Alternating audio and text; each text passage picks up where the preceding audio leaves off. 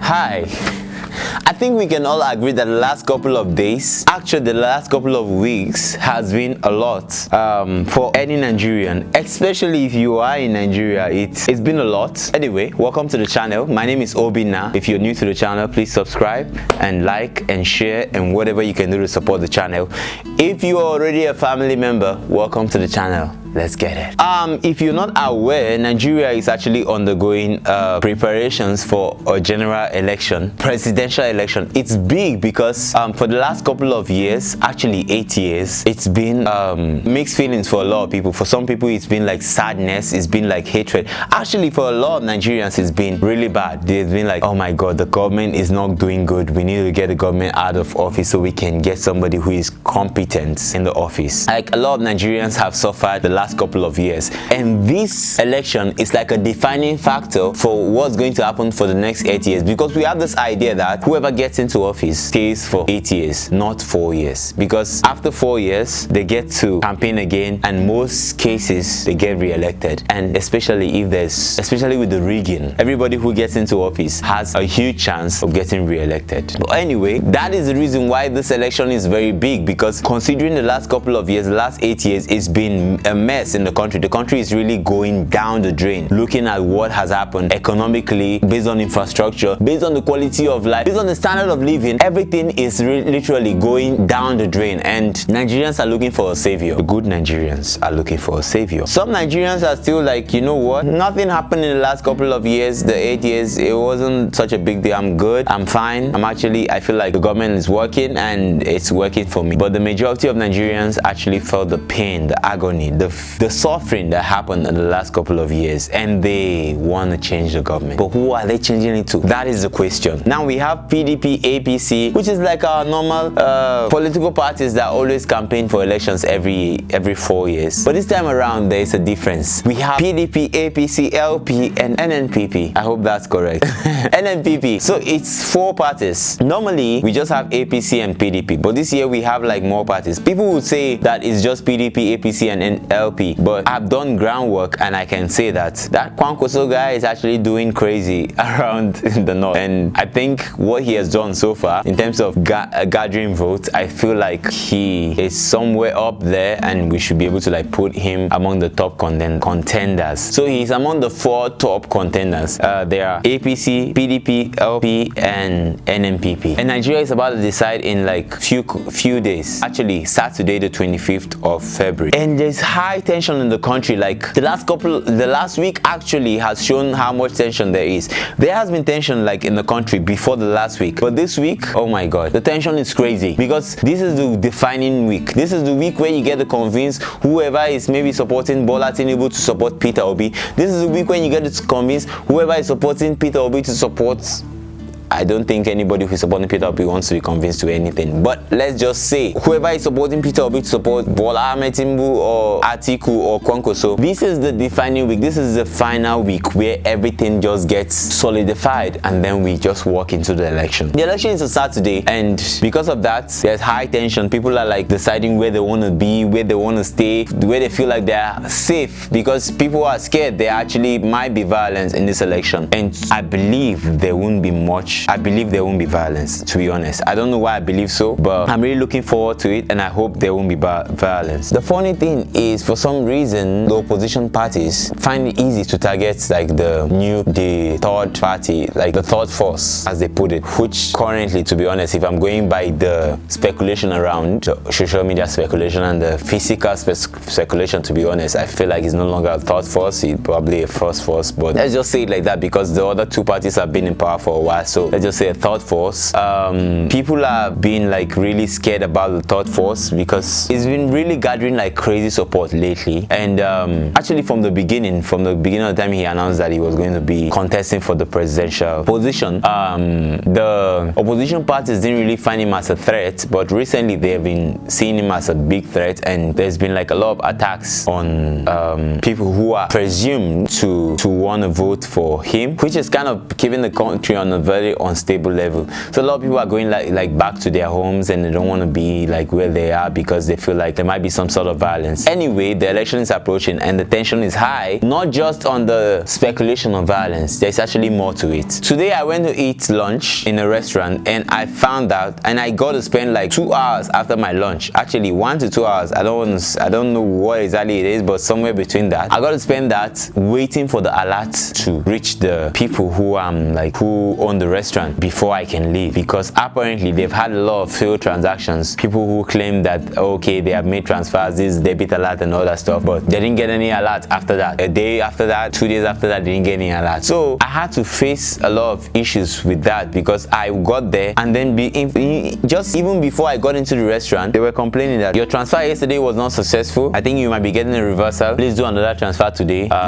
so that we can be sure that this got in before you can, like, just please do another transfer. They didn't say it like that way, but I believe that was what they meant, like, do another transfer today so we can be sure we received it before you leave. I just got in there, I hadn't even eaten anything, and to be honest, I could have gone there with just 1.5 in my account, but thank God I had like 5,000 in my account, so I could pay for 2 meals, because there for a meal, just let's say one portion of semovita and egusi is 1.5. So to have like a portion, you have to pay 1.5. So since I have like a pending portion, I had to pay 3,000 rupees, 3,000 naira. Jesus, why did I say rupees? 3,000 naira. And thank God I had like up to that, I had like 5,000 in my account. So when they said that I had to pay 3,000, I was actually bothered, because I was like, why do I have to pay for yesterday's? Like, what if it actually goes through later? How am I sure? Like how do I confirm that after paying again, how do I get my refund and stuff like that? So, but anyway, I know how this thing works. If he has not gotten debited in 24 hours, chances are to get reversed, and the chances of them keeping my money won't be like really high. So anyway, I knew that was the situation. I confirmed that was the situation, so I had to like tell them, okay, cool, I'll pay for it. So I went in, and then I ordered for food. I ordered for semovita and egusi. Today they didn't have egusi, so they had ogbono, okra. Actually, I don't know if it's ogbono, because what differentiates okra and ogbono is if there's ogbono in the soup. If there's ogbono in the soup, then it's ogbono. Otherwise, it's just draw soup or okra soup. So they said they had okra soup, so I was like, cool, give me okra soup and semovita. And to be honest, I'm not really a fan of eating okra soup in a place that is not home. But I had no options, because honestly, I just like the idea of eating swallow, because when you eat swallow, you feel like you've eaten something for a long period of time. Today was different though, but anyway, I'll get to that. So I asked them for okra and okra soup and semovita. So they brought okra soup and semovita. After a while, I ate it. While I was eating, even before I was eating, I was trying to make transfers. I was like asking them the account. I tried to make transfers. I got 2 pending transactions on OPay, and then I tried to open my UBA app. It wasn't working. At some point, I had to use USSD. That was after I finished eating. I was like, you know what? Looks like this whole OPay situation is not gonna work. Let me just try to do something, because I had 5,000 in my UBA. So to be able to transfer money to them, 3,000, because I needed to transfer 3,000. I transferred 3,000 to my OPay, so I could transfer from OPay, because I really believed in OPay, but somehow OPay really failed me today. It wasn't working. So I tried 2 transactions, all were pending. Because of the pending transaction, they blocked my OPay 3,000, like, because I had only 3,000 something in the account, so they blocked it, and they only allowed me access to like 100 and something, which I already had in my account before I did a transfer of 3,000. So because of that, I could not make any more transfers or any sort of transfers from the OPay. So I tried to do the UBA. I had 2,000 in UBA. It didn't work out. So I tried USSD, and somehow I was hoping it would work out. It didn't work out, and that's how I was stranded in a restaurant. I spent 1 hour to 2 hours waiting for them to get an alert. Nothing. So I knew that, okay, honestly, from what I've done, I knew that I didn't feel like there was any transaction that was actually going to go through. So I had to find another means. So I talked to them like, oh, do you have another means? And one of the guys said he had OPay. I was like, why didn't you tell me earlier on? If you had OPay, I would have done OPay to OPay. Usually, chances are it will work 100%. But again, that today,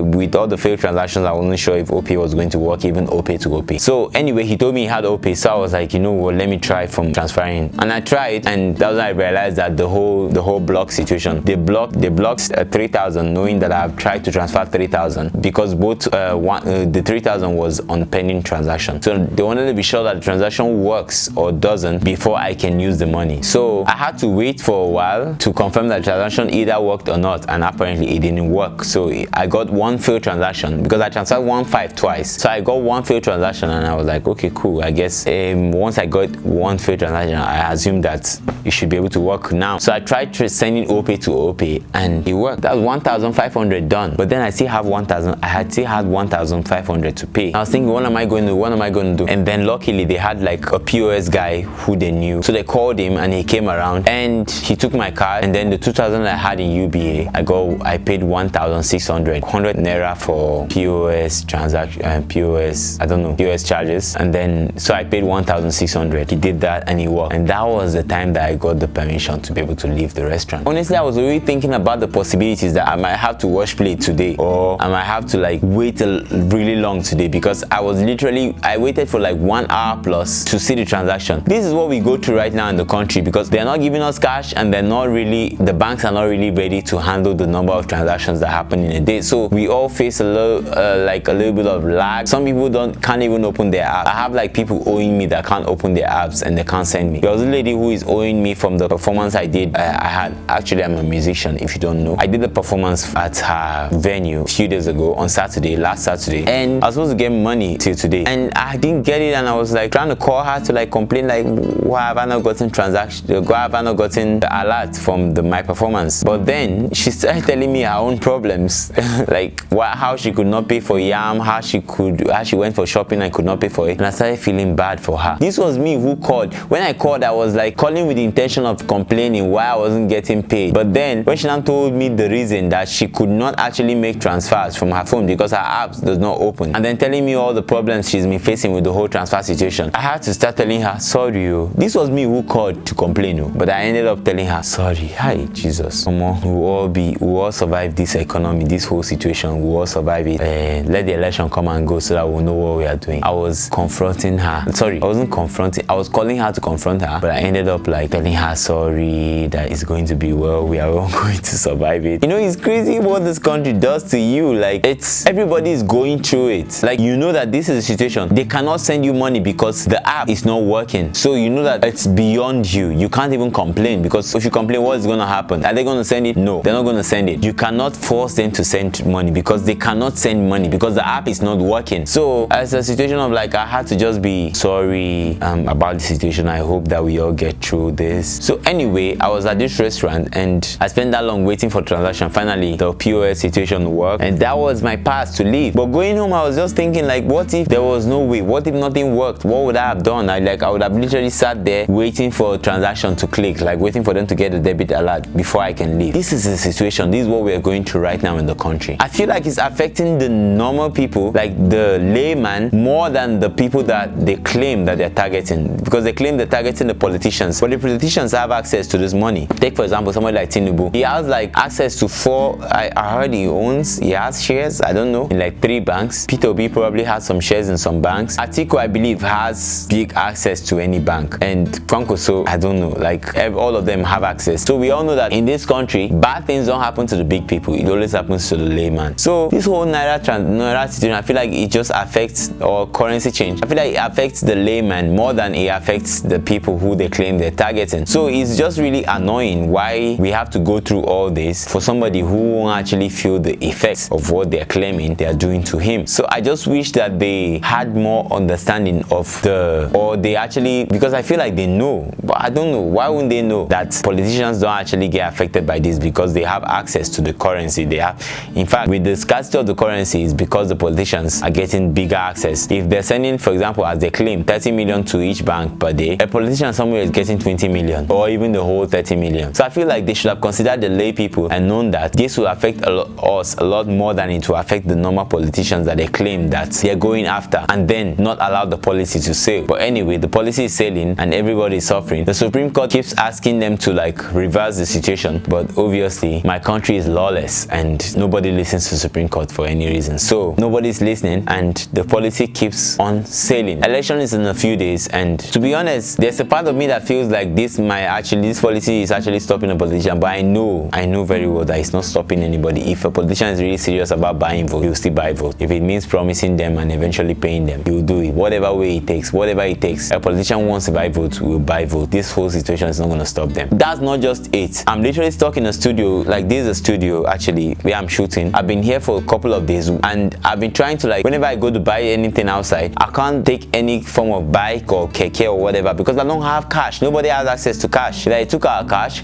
and they still can't give us efficient online transactions. It's tough, man. It's tough. And I can't wait to vote for the election, vote in the election, so that I can vote for my candidate, and hopefully my candidate wins, and then we can have an end to all this situation, because the CBN apparently clearly is not ready for the change of currency, or they are doing it intentionally because they want to like have a cashless policy where people don't have to transact with cash but transact online. I don't know, I feel like that's maybe their plan, but it's not working because the banks are not ready to handle the traffic that comes with everybody doing online transactions. They should have consulted the banks, maybe help, like talk to them to work on their apps before they start the whole cashless policy, because the banks are really not ready. If the banks are ready, we'll not be facing all the problems we are facing. At least a huge percentage of the problems will be solved, because people can actually transact online, but with the look of things, people can't actually transact online. So it's like we are forced to do what we cannot do, what we don't have access to doing. I just hope that somehow, somewhere, we're able to like have access to transact or have cash in a way. I don't know, just transact online or have access to cash, because the election, I feel like the cashless policy might actually affect it to a certain level, because some people might not have transportation to go. But I know my country, and people are really crazy right now about the whole election. So anybody who is serious about voting will find a way. If it means trekking to their polling units, they will trek to their polling unit to make sure that they vote. So I just hope that somehow we all vote and kick these people out of power, so we can have like reasonable people rule us, and eventually everybody will live a happy life in Nigeria. Thank you for watching my channel. Thank you for watching this video. I'll see you again in another video.